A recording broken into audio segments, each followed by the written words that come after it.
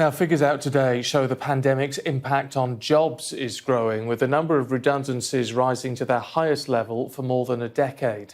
Data from the Office for National Statistics shows unemployment has risen to 4.5%, and there are warnings today that 1 million more jobs could go. Our business correspondent Paul Kelso has been looking at the figures. As it walks the fine line between health crisis and economic catastrophe, the government says its priority is to save jobs. But the latest figures tell us a long-anticipated wave of unemployment is finally beginning to break. Unemployment in the 3 months to August rose to 4.5%. That's up 0.4%, the biggest rise in 3 years, and it leaves 1.52 million people unemployed. We can see the context here. The steep climb of 114,000 redundancies in the last 3 months on an ominously similar path to 2009, following the global financial crash. This printing company in Luton, one of the cities where unemployment is rising fastest, lost 80% of its revenue at the start of the pandemic. It had to make 5 staff redundant. The boss fears local lockdowns make more cuts inevitable.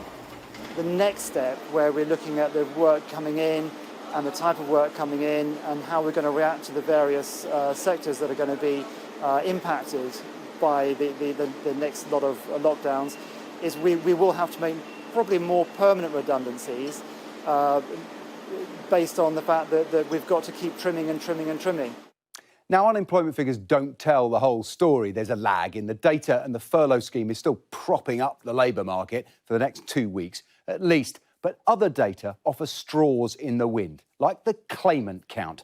That's the number of people claiming benefits in and out of work, and it's soared, more than doubling since last year to 2.7 million. That's 1.5 million more people claiming state support since March. The young have been disproportionately affected by this crisis.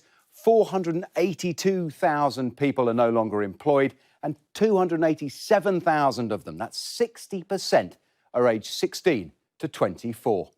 The bleak picture for jobs is only likely to get worse. As we've seen, there are currently 1.52 million people unemployed. The International Monetary Fund says that will increase to 2.5 million next year, and that may be conservative. The unforgiving equation is that the tighter measures to protect lives, the more devastating the impact on livelihoods.